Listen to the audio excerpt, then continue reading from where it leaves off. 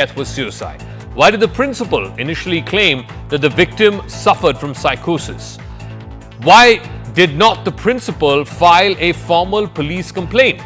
Why were the parents not given access to the body for a good 3 hours after reaching the hospital?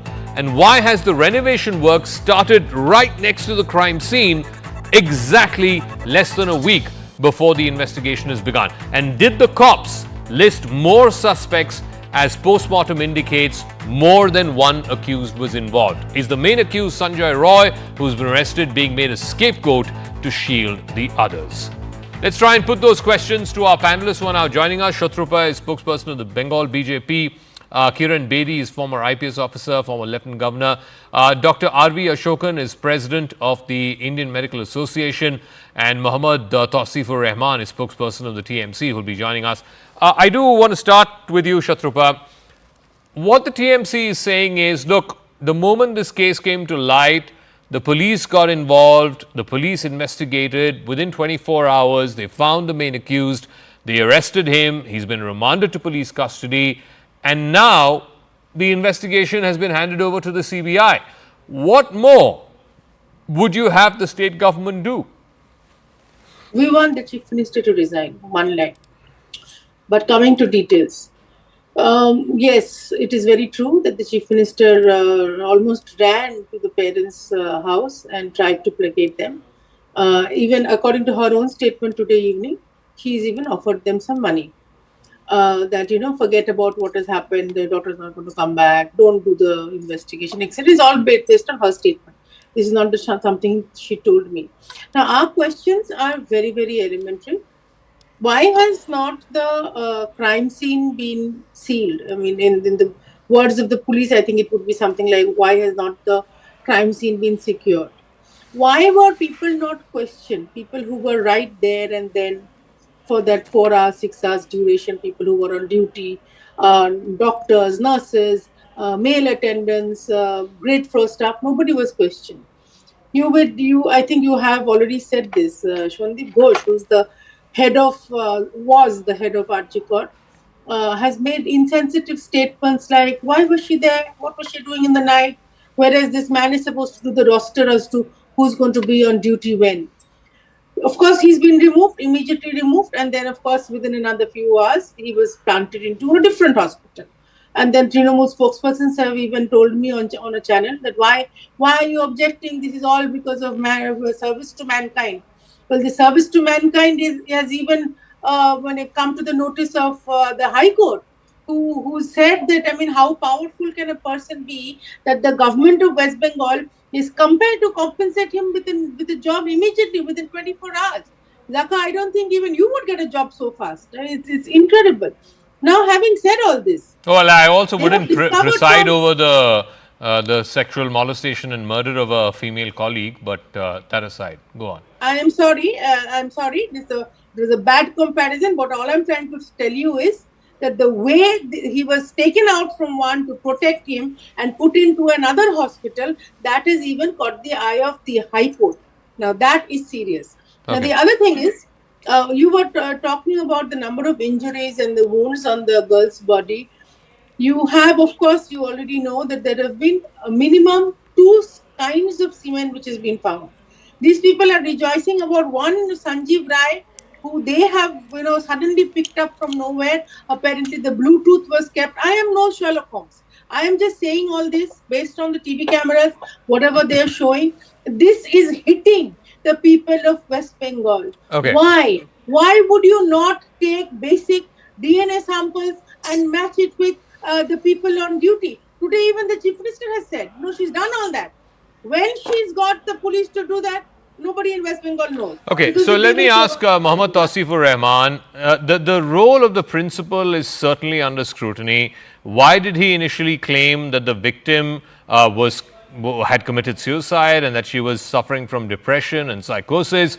Why did the principal, under whose watch this case happened, this mutilation of a body happened inside his premises, why did the principal not file a police complaint? And the most curious and critical question, within 4 hours, okay, I'm joined by the father of the victim. I will not want to identify him. बहुत बहुत धन्यवाद sir हमारे साथ जुड़ने के लिए। ये बताइए, अभी हाल ही में हाई कोर्ट ने ये जो मामला है इसका जांच सीबीआई को दे दिया है। क्या आप संतुष्ट है कि कोलकाता पुलिस के हाथ से ये जांच को सीबीआई को दे दिया है? आप ये क्या बात बोल रहा है? हमको संतुष्टि का क्या बात है? हम जितने दिन न्याय विचार नहीं मिलेगा संतुष्टि का क्या बात होता है? हमको क्या संतुष्टि नहीं, मिलेगा? आप क्या मेरा मतलब ये है कि आप थे कि कोलकाता पुलिस के हाथ से ये जांच हाई कोर्ट सीबीआई के हाथ सौंपा जाए। हम लोग चाह और नहीं चाह ये तो बात अलग है, लेकिन आप बोलता है खुशी है कि नहीं, खुशी का होने से तो बात ही नहीं है ना। नहीं, मैं आपसे यही पूछ रहा हूं सर कि नहीं मिलेगा, क्या आप चाहते थे कि सीबीआई जांच करे? है वही तो कर रहा है। क्या आप ये चाहते थे कि कोलकाता पुलिस के हाथ से ये जांच हटाकर सीबीआई के हाथ दिया जाए? जितना टाइम हम लोग विचार नहीं मिलेगा, हम लोग इस बारे में कुछ नहीं बताएगा। क्या आपको कॉन्फिडेंस है कि सीबीआई इस जांच के मतलब बॉटम तक जा सकती है और जो भी इसमें दोषी है उसको पकड़ पाएगी? हाई कोर्ट के ऊपर में, कोर्ट के ऊपर में हम लोगों को तो आशा रखना ही चाहिए ना, क्या करें। आपको लगता है कि सिर्फ एक ही मुलजिम नहीं था कि एक और मतलब और अक्यूज्ड भी हैं और वो अभी फरार है? वो तो है ही, लेकिन देखिए क्या बात है, पूरा डिपार्टमेंट इसके लिए कोई जिम्मेदार है जी। क्या है, एक ऑन ड्यूटी डॉक्टर को हर टाइम जरूरत पड़ता है। उस दिन में 7 घंटा में मेरा लड़की का साथ कोई आया नहीं, लड़के का पास वो दुष्कर्म करके चला गया। यही हम लोगों का एक क्वेश्चन है। नहीं, आपको लगता है कि सिर्फ एक ही आरोपी नहीं है और आरोपी भी हो सकते हैं? ये तो देखेंगे, जो इन्वेस्टिगेट करेगा उसको देखना पड़ेगा। तो हम लोग कैसे बताएंगे? हमसे 22 किलोमीटर दूर है कॉलेज।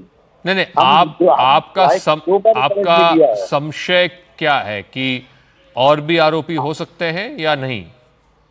हम लोगों का तो कोई समस्या नहीं है, हम लोगों का न्याय विचार मिले यही हमको अभी डिमांड है। तो ये जो आरोपी है जिसको गिरफ्तार किया गया है वो पुलिस रिमांड में है, जो भी जांच हुआ है अभी तक उससे अभी तक तो आपने सुना है हाई कोर्ट में बोला है कुछ नहीं हुआ है। कुछ नहीं हुआ है? नहीं, वो एक आदमी को पकड़ के, वो आदमी विक्टिम है, वो आदमी क्रिमिनल है कि नहीं है वो भी हम लोग का अभी तक मालूम नहीं है। तो आपके मन में आशंका है कि ये जो आरोपी है इसने नहीं, या तो सिर्फ इसने नहीं किया या आपको लगता है कि इसने नहीं किया है, मतलब कोई और इन्वॉल्व था इसमें? ये तो हम लोग नहीं बता सकते ना। जो लोग इन्वेस्टिगेट कर रहा है वो लोग बता सकते हैं कौन है कि नहीं। अभी तो साइंस का युग है। नहीं, मैं आपसे पूछ रहा हूं कि आपके मन में क्या आशंका है? नहीं, ये तो नहीं बोल सकते ना। पूरा हाईकोर्ट विषय इसके बारे में जांच कर रहा है, हम क्या बोलेंगे इसके बारे में? नहीं, हाईकोर्ट की बात तो छोड़ दीजिए।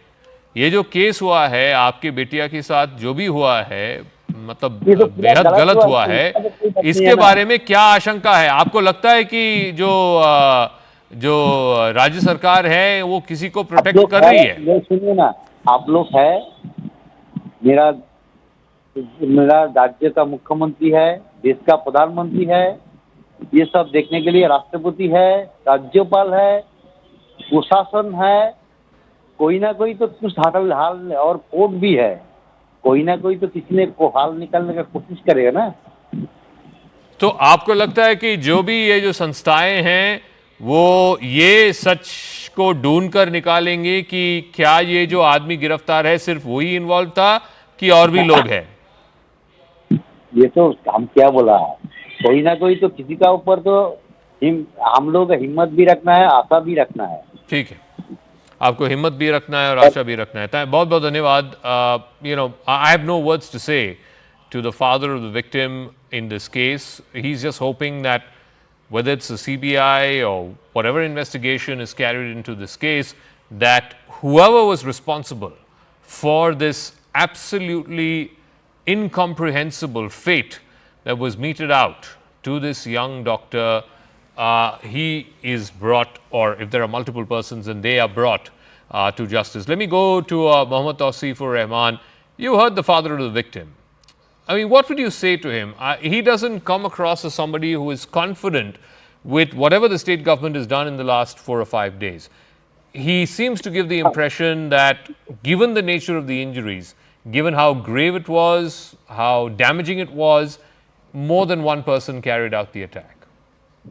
Yeah, absolutely, Zaka. I mean, it's very sensitive for me as well to say anything as a spokesperson because, we have lost our daughter, we have lost a sister. I mean, it's not something to politicize. It's not something to sit and give speech. I mean, this is the same statement we heard from the father when he made the chief minister. And he said that I have full faith in you and I have full faith in the judiciary, prime minister, governor, and etc., and everybody is doing their job. But yes, when you talk about the lapse of the security, it was there.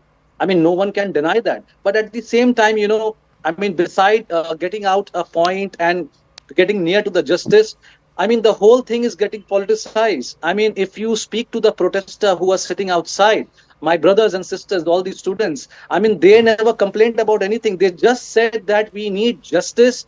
And, when you talk about the FIR, many politicians are saying that the FIR got delayed. But no, if you can ask the father, if you can ask the students, they said no, the FIR was on time. But yes, when you talk about the principal, the protester demanded that I don't want to see this man's face inside the premises. And why he got shifted? Because the CM said that they said that it need to get shifted. So we shifted the principal. But at the same time, can you explain why within 6 hours, Tawseef, why within 6 hours this man went from resignation to being appointed principal in a different college? That makes no sense whatsoever. This was the confusion, and it's not appropriate. I do understand. I totally agree with you. It's not appropriate. But on the very same day, Abhishek Bandopadhyay asked the principal that please do not go anywhere because the investigation can happen on you as well, because the Kolkata police is working and maybe the CBI can jump as soon as possible. And this happened. And on the very first day, I can show the letter to you, Zaka, on CNN News 18, on your program, that a letter from the state government was sanctioned to all the people who are working inside RG card, that each and everyone has to cooperate the investigation, whether whosoever are you. I mean, so the problem is, you are getting, I mean, not you, but the new words, the new lines are coming from each and everywhere. I mean, what the TMC leader said that I do not support, doesn't matter. The party stand is very clear. We need justice. So let me ask Dr. Ashokan, I mean, this is one immediate proximate incident that has happened in a Kolkata Medical College and Hospital. But the protesting doctors in Mumbai, in Delhi, in Bengaluru, in Chennai, they are asking for passing of the central government law that will give protection to resident doctors and junior doctors across government colleges and medical institutions across the country. Do you see that happening?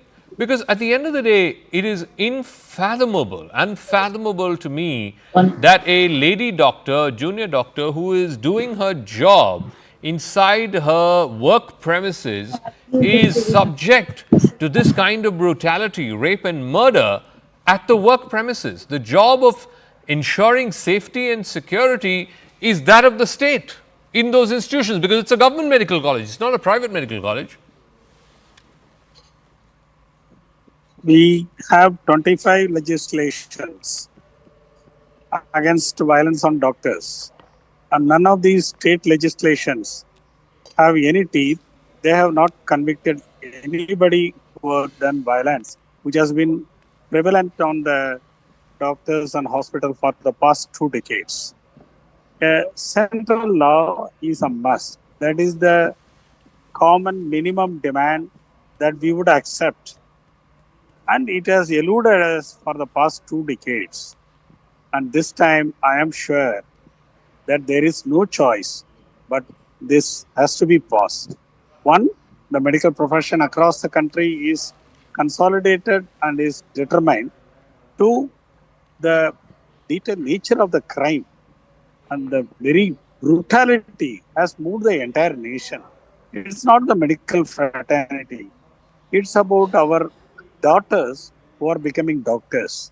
60% of the medical profession today is lady doctors. and they are afraid. How are we going to give them that security? It's for the people of the country. It's for the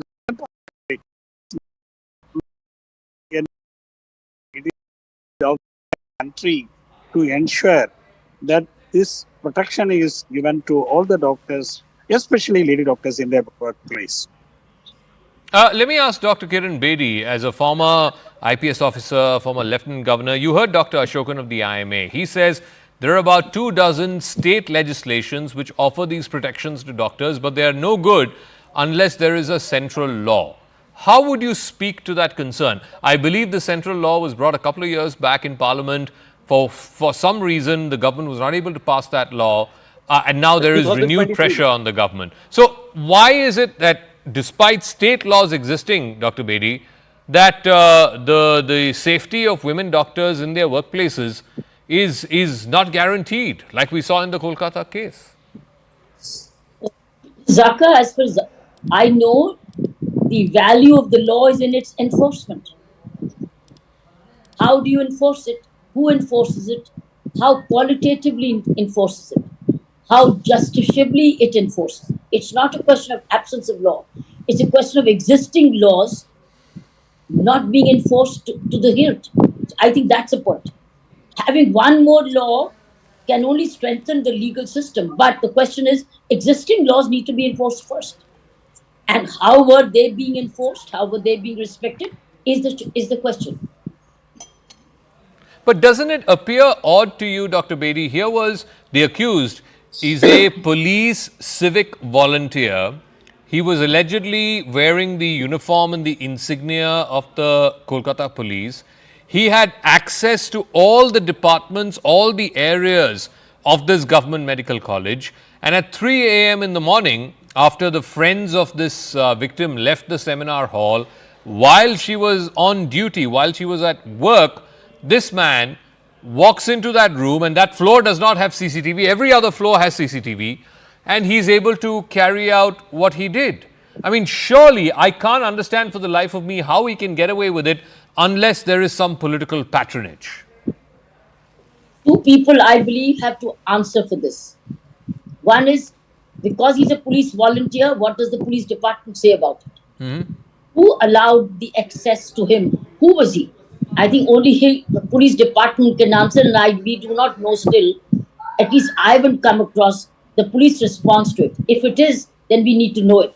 But police is accountable to tell us who is he and under what authority was he wearing the police insignias, etc. Number one. Number two is the administration of the hospital itself. Because administration, who comes into the hospital and who is employed and who serves, is the responsibility of the hospital administration. So two people have to answer this. Not you and me, but two. Now, have they answered it? We do not know. So the state government, which is the Kolkata police, and the college administration, the medical hospital administration. Shatrubha, it comes down to this moot point. The state government is convinced that whatever CCTV footage they have got, whatever circumstantial evidence they have got, only one accused was involved, and that one accused has been arrested. He is now police remanded. Why are you casting aspersions on the investigation of the Kolkata police?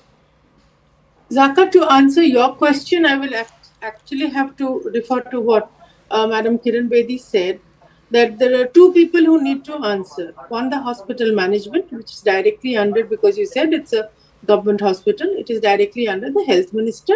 And the police need to answer why this man was wearing the police insignia uniform. So therefore, that is under the police minister. I'm sure you know that the Honorable Chief Minister of West Bengal, among her many portfolios, also is the health minister and the police minister. So therefore, that was the first line I started your show with, that we need her resignation. There is no other way. She is absolutely insensitive. She has been continuously insensitive. And we were very surprised by her turning turtle suddenly and going and being very nice about the whole thing to her parents. Today she is back in form, and she has again said that they have done more than enough, and she's being very sarcastic about how long are the doctors going to keep on agitating for something that she's already solved. She's keeping on saying that her forensic evidence is all very clear. All medical evidence has been checked. Where? At least we have not seen it. I'm not talking about BJP. I'm talking about West Bengal at large. I'm talking about all the media channels.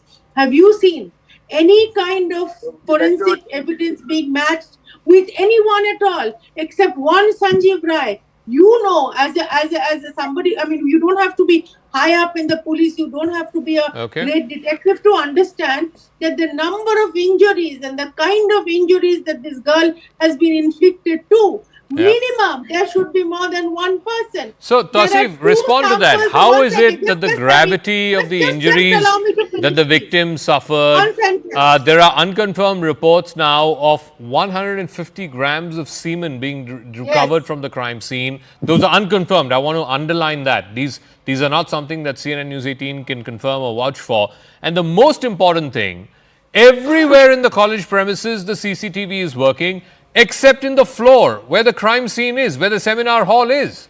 Surely you owe some explanation. Zaka, absolutely. We need to explain each and everything, and you have all the right, and the whole country have all the rights to answer us, and we can question, we can answer everything. But Zaka, you know, there's a point. I mean, when you talk, and Ashok ji can agree with me on this.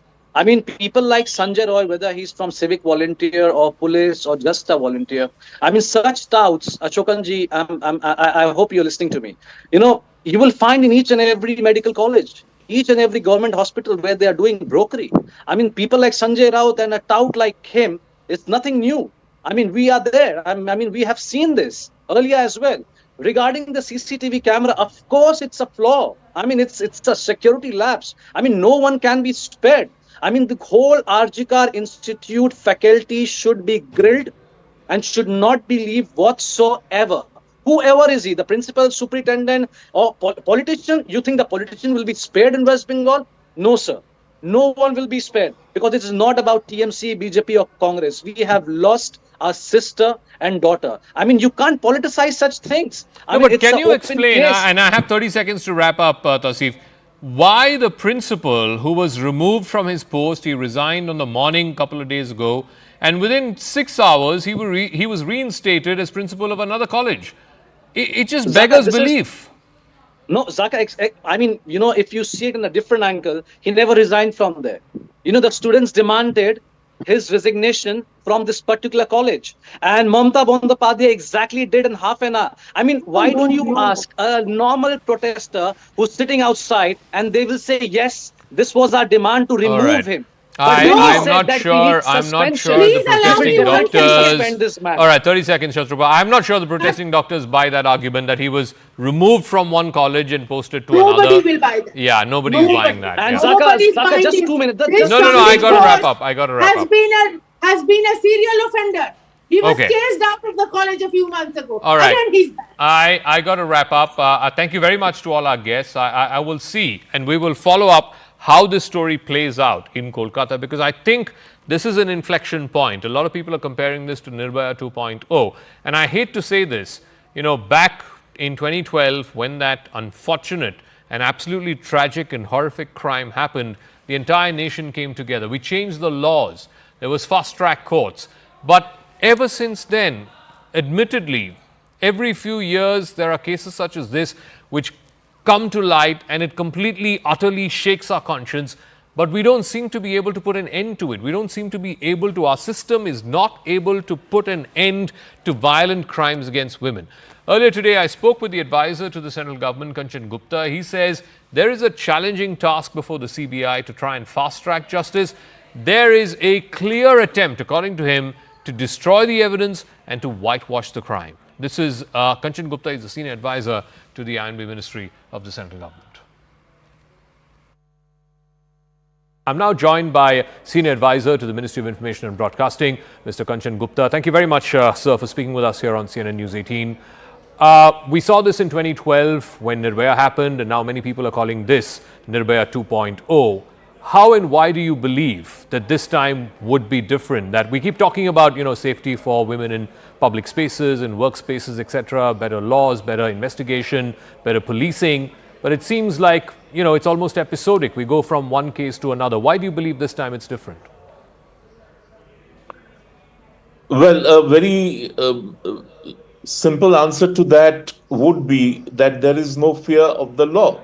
And that is primarily because the process of justice just drags on and on and on till people lose interest in it. Now, for instance, in Calcutta, what has happened at RG Medical College, uh, the attempt to destroy evidence, to sort of whitewash the crime by the establishment, and then to hand it over to the CBI after crucial time has passed, and then to expect that there will be a quick process of justice is an impossibility. I mean, I'm not saying that it cannot be done, but the CBI, which takes over today, will start investigating the case, and there are many gray zones. For instance, we don't know if there is any CCTV footage, and if there is that footage, whether it will be handed over to CBI or whether it has been destroyed or whether the cameras were quote unquote not working on that particular night. And along with that, as everybody, the whole world has seen, the scene of the crime, which is the chess department of Arjikor, has been demolished. I mean, why this undue haste to demolish that room or to start repair work on that room? If it had waited this long, then it could have waited for another couple of weeks or a month. In Bengal, nothing moves so swiftly. So, And yet this happened. Now, the last point I want to make, that investigation is only one part of it. Then the prosecution begins, and how effective the prosecution is holds the key to justice. So the contention by the TMC government there, the Kolkata police, is that look, within 24 hours they arrested the lone accused in this case. He was remanded to custody. The chief minister went, met the victim's family. She even said that she's open to a CBI investigation pending 7 days. Of course, the High Court gave it to the CBI even before that. Their contention is, what else would you have the state government do? Number one, the state governments, or at least section of the governments or the political establishments, culpability cannot be denied. Now, for instance, the principal of Arjikaur Medical College, who is a history sheeter. I mean, I'm sorry to use this term, but who has a long record of misdemeanor. Yet he was appointed the president of this college. Then he was, just to sort of placate the people, he was taken off rostered, and then he was given charge of even a larger and more important medical college and hospital in Calcutta. Now, why this great support for him? And there are now videos which are available of this particular principle celebrating the Trinamool Congress's election victory. So it is clear that there is a nexus between him and the political leadership of Trinamool Congress. That is one part of it. The second is, why was the CBI not called in immediately? Ms. Mamata Banerjee cannot claim that it is about bolstering the confidence of the state police. The state police, I'm sorry, is severely compromised. It is severely politicized, and till now, you know, cases in West Bengal, whether it is the teachers recruitment scam, whether it is Sandesh Khali, the mass uh, violation, sexual violation of women there, or any other case, the bomb factories of West Bengal, the local police has miserably failed, and she knew that, and she is the police minister of West Bengal. She, like in all other cases, she waited and she dared the Calcutta High Court to transfer the case. So that by itself gives the lie to the state government's position on the case, or the ruling political establishment position. The last point which make of whose instructions was the chess department demolished. I mean, why was the demolition carried out in such great haste? Why? I mean, this why needs to be answered. And The lastly, what is space and what is being claimed or what is being alleged by the protesting doctors, that the seminal fluid which was retrieved from the victim's body showed that there were at least 2 to 3 and person. I don't know whether this person was involved, directly involved, indirectly involved, whether he is the mastermind. I have no views on it. But just to arrest a person and say we have solved the case.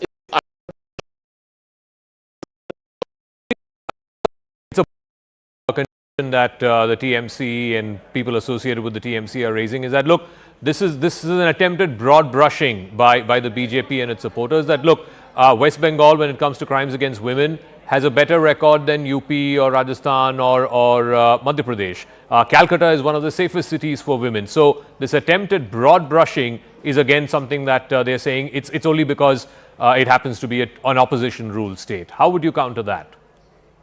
Well, I think that is that is a very weak and very pathetic position to take by a state government. I am a Bengali. I come from Bengal, and I would not want any slur to be pasted on my state. But I mean, this is staring you in the face, and such cases have happened again and again ever since the Trinamool Congress came to power. Now, recall the incident at Park Street, where a woman was picked up by a bunch of people whose parents or fathers were prominent members of the Trinamool Congress, and for months the prime accused in the case and the victim actually died before the people who were the accused were brought to trial. And then there have been several other such cases where women have been raped and killed.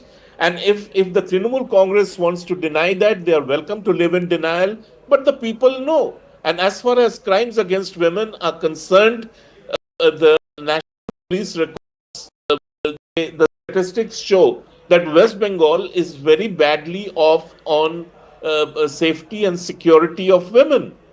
This is a state where a woman is dragged out in public and whipped in Taliban style. Government says women are in. This is a state where a teenager is whipped in a club which is sponsored by Trinamool Congress, and the government claims that that women are safe in this state, and all this happens in broad daylight. Many of the crimes in Calcutta and Greater Calcutta, and then to say that.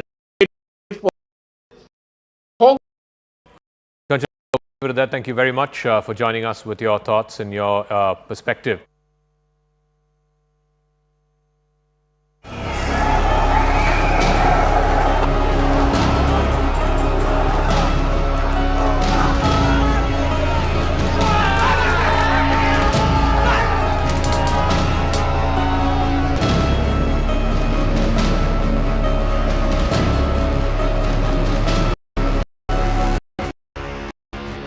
The political landscape in Bangladesh has long been a volatile one, where the change of power often comes with significant social upheaval.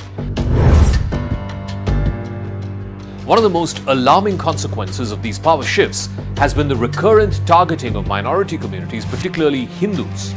Hindus make up around 8 to 10% of the country's population. The ouster of Sheikh Hasina from power has now acted as a fresh trigger for renewed violence against the vulnerable community.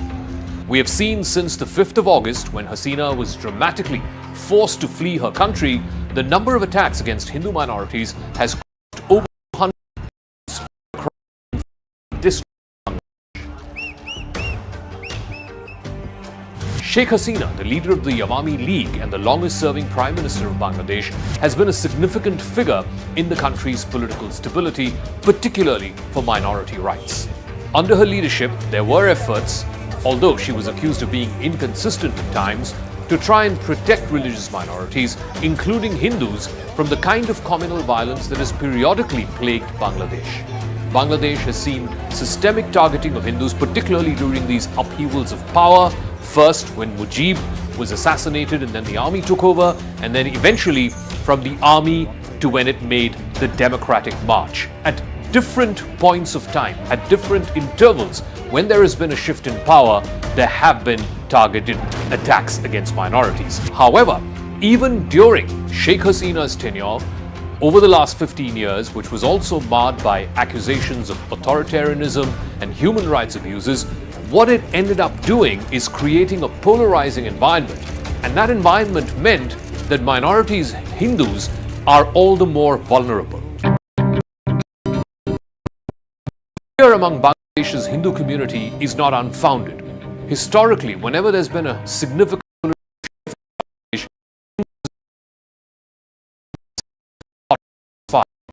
before this current round of violence, the most recent example of what happened to Hindus was in October of 2021, where Hindus were targeted during the Durga Puja festivities, which is one of the most important festivals for Bengali Hindus.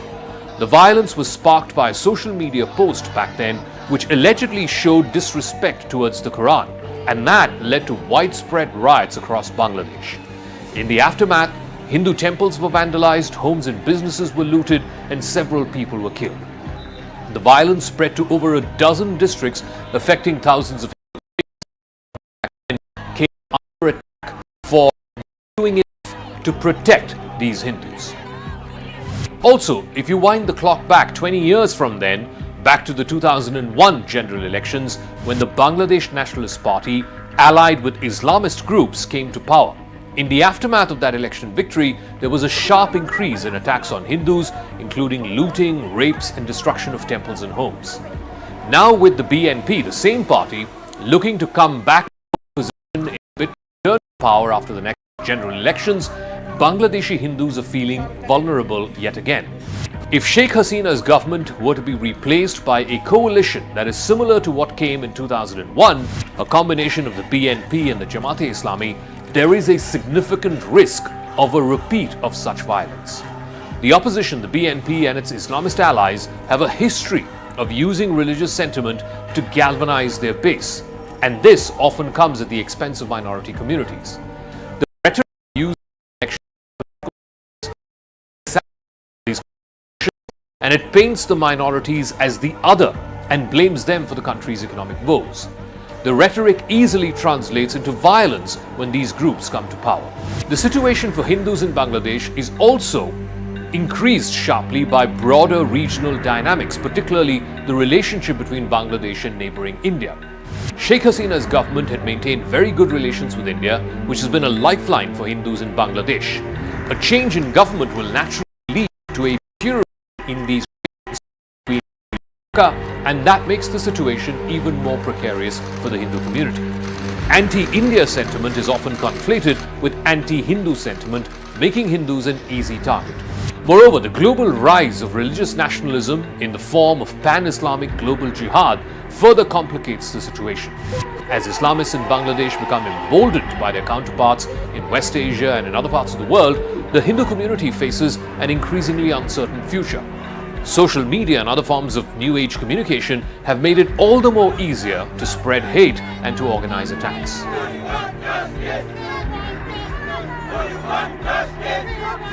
In recent years, Bangladesh has seen several disturbing instances of violence against the Hindu community. These incidents have occurred even during Sheikh Hasina's tenure, raising concerns about the safety and security of Hindus in Bangladesh, and particularly so if there were to be a shift in political power. In fact, according to the Bangladesh Hindu Buddhist Christian Unity Council, about 200 to 300 Hindu homes and other minority homes and businesses had been vandalized since the 5th of August when Hasina was forced out of power. About 15 to 20 Hindu temples have also been destroyed, and up to 40 people have been injured, though most of them are not seriously injured, according to a statement put out by the General Secretary of this organization, Rana Das Gupta.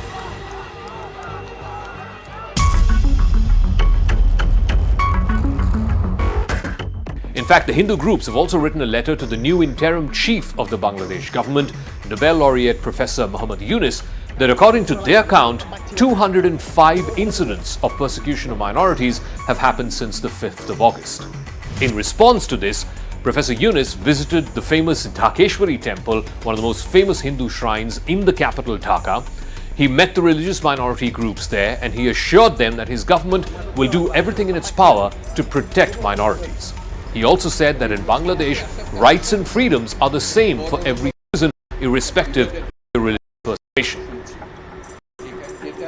Now the question is, will Professor Yunus's government be able to walk the talk? India's Prime Minister Narendra Modi, in his first message, congratulated high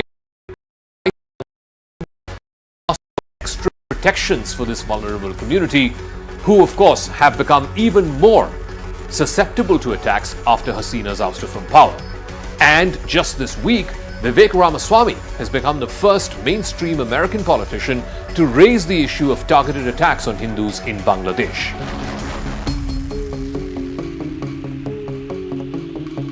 But violence against Hindus is not the only problem. The highest number of cases of cross-border infiltration into India in the form of illegal immigration come not from Pakistan, but from the India-Bangladesh border. This has been stated on record in a written reply provided by India's Home Minister to the Indian Parliament back in 2021. And just this past week, around a dozen Bangladeshis were apprehended while trying to infiltrate into India through West Bengal, Tripura and the Meghalaya borders. There have been some heart-wrenching scenes of Bangladeshi Hindus in at least 4 different border crossings, standing in swampy, marshy land, pleading with BSF personnel to let them into India. The BSF not any illegal immigrant in. One legal complication for many of these Bangladeshi Hindus who are hoping to escape into India is the new Citizenship Amendment Act, which only allows people who entered India before 2014 to claim citizenship. For these folks who are hoping to cross over now, the CAA is not particularly helpful.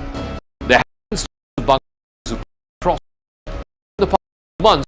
Many of them have ended in these 4 bordering states, West Bengal, Tripura and Assam being primary among them. In addition to these large-scale incidents of violence and cross-border infiltration, there have been numerous smaller and no less troubling cases of harassment, land grabbing and even forced conversions. These issues are often compounded by weak enforcement by law enforcement agencies, which are designed to protect minorities, which leaves many Hindus feeling abandoned. The international community, including neighboring India, has expressed concern about these incidents, but there's been little effective action. Advocacy groups have also called for stronger protections and more robust laws. However, deep-rooted these issues means that without any significant political will, the targeting of Hindus in Bangladesh is likely to continue. These recent instances of violence demonstrate that even under the current government, under the highly renowned Nobel Peace Laureate Professor Muhammad Yunus, Hindus in Bangladesh remain at risk. The situation could continue further. The Supreme Court more pressure on the Yunus-led interim government. As of now, the student leaders who led the mass protests against Sheikh Hasina, which led to her fall from power, have said that they don't want either the fascists or the army back in power. The reference to fascists, of course, is both the BNP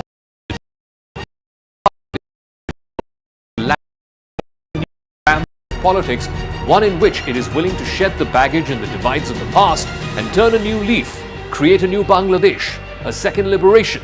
That is what these idealistic student leaders are hoping, and in their hope, a country's future hangs in the balance. All right, let me go across to Mr. Mahfouz Anam. He's the editor of the Daily Star.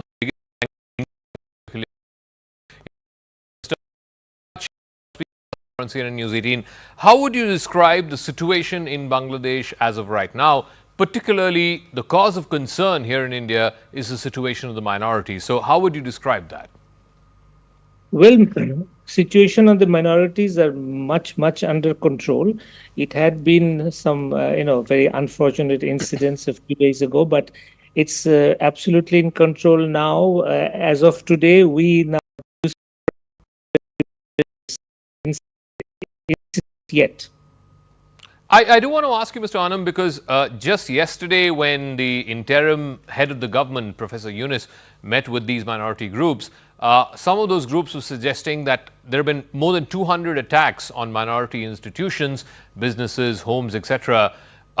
Do you see a sort of reduction in that given the meeting yesterday and given Professor Yunus's sort of steadfast commitment to protecting the rights of minorities?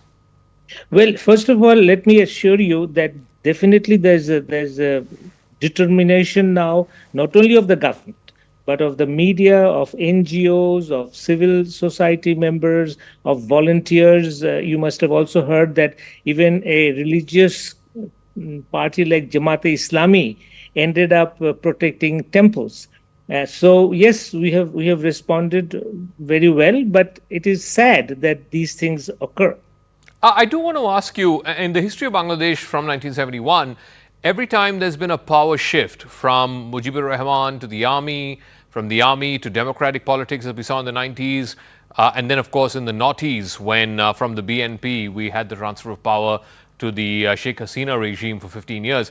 Every time there's been a change of guard, there's always been these violent attacks, and particularly the minority Hindus have been sort of targeted those attacks. Why is that? Well, that is one of our major failures of not being able to construct a more tolerant society, more open society. That's where we have failed. But may I just make a suggestion that something close to a revolution has taken place. Student and people-led demonstrations have toppled a very powerful government and a very powerful leader. And yet your questions keep on pointing on something unfortunate, but far from the major narrative of today. Now, if you think that I, as a Bangladeshi newspaper, really focus on every time a Muslim gets killed somewhere or some attack is done on the Muslims, maybe a group attack, and all my focus is not on India as a bigger story, but on those events. I mean, your program itself is testifying to that.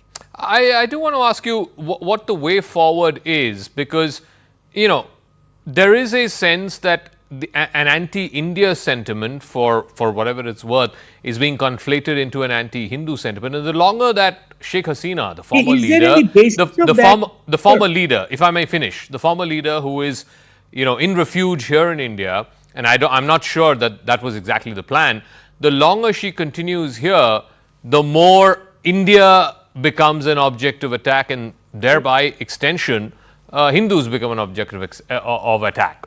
Would that be a reasonable hypothesis? I reject your narrative here that anti-Hasina becomes anti-Hindu. I mean, why are you constantly looking at Bangladesh with the prism of religion rather than the prism of democracy?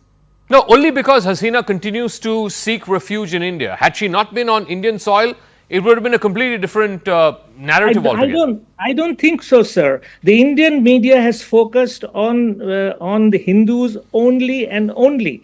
I mean, please, if we are really to improve our relationship, this is the moment. We need to revisit our mindset, our values. Bangladesh needs to do that. Our anti-India ethos or anti-India sentiments should really be revisited, but so should India's. I mean, sorry, sir, but you have only asked me about Hindus. You have not asked me about... I did ask you the Hasina question, and I just want to, for a moment, if I may just sort of reframe that question. Please. The longer Sheikh Hasina continues to be on Indian soil, do you reckon the harder it becomes for India, the Indian establishment as it were, to try and make inroads into whatever the new dispensation is in Bangladesh? Because whatever that new dispensation is going to turn around and say, look, you are giving refuge to a person who fled from here, a person who a majority here feels needs to be brought to justice for whatever reasons. No, do you feel that? That is quite possible, but I would see that India-Bangladesh relationship will always have a much bigger canvas. But how Bangladeshi people react to Hasina being in India will...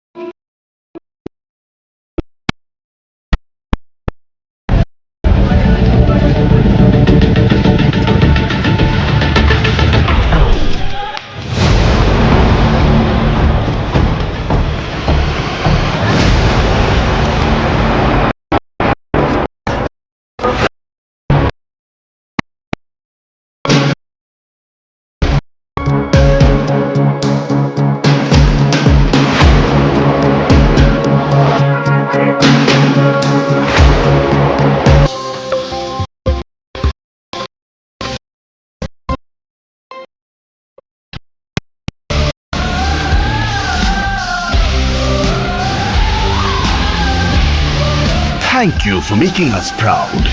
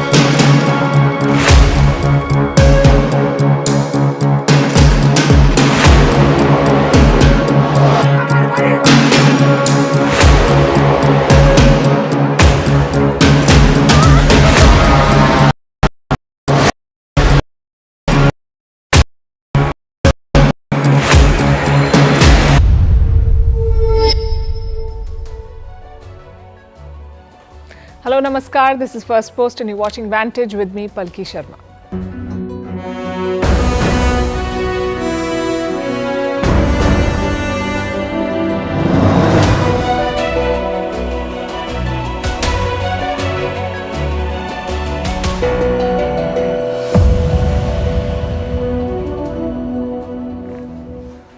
If you search Google quotes on Google, you find stuff like this. If the answer isn't on Google, it's not even a question. It's warped, but it also tells you how big Google is. Bigger than governments, richer than countries.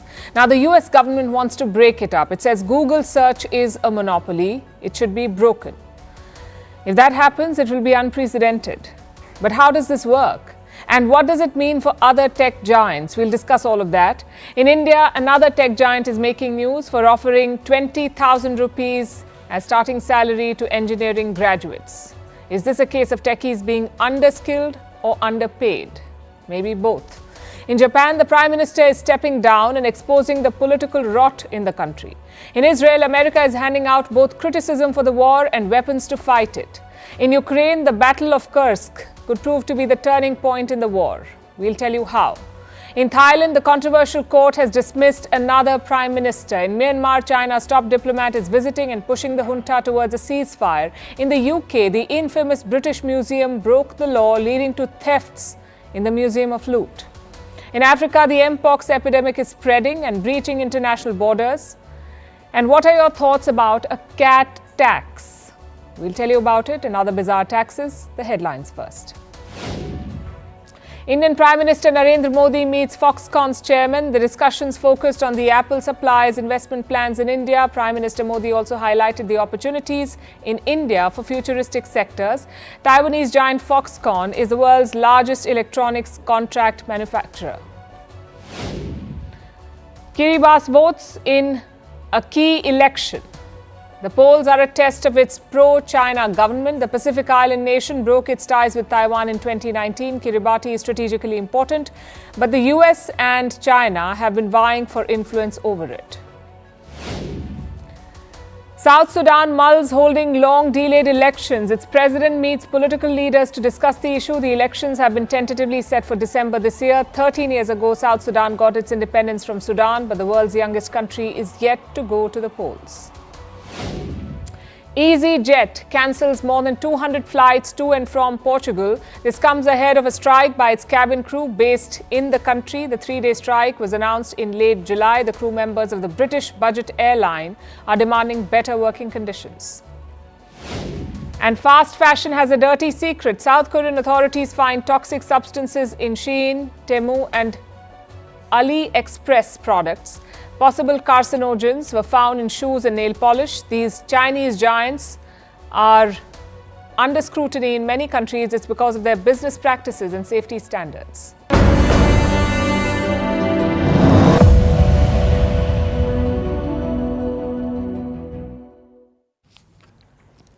Our lead story tonight is about Google. Will Google be broken up? The search giant is in the crosshairs of the US government and the stakes couldn't be higher. Google is worth well over $2 trillion. As of April this year, more than 2 billion people were using Google and its products. The company reaches every continent on this planet. It has more than 70 offices, 70 offices in 50 countries. By the end of 2023, Google had more than 180,000 employees. It is more powerful than governments and richer than many countries. Google has been among America's crown jewels. But now the US government feels that this company is too big to regulate, and they have a point. Wherever there is internet, there is Google. For a lot of people, internet means Google. It is the only search engine they use.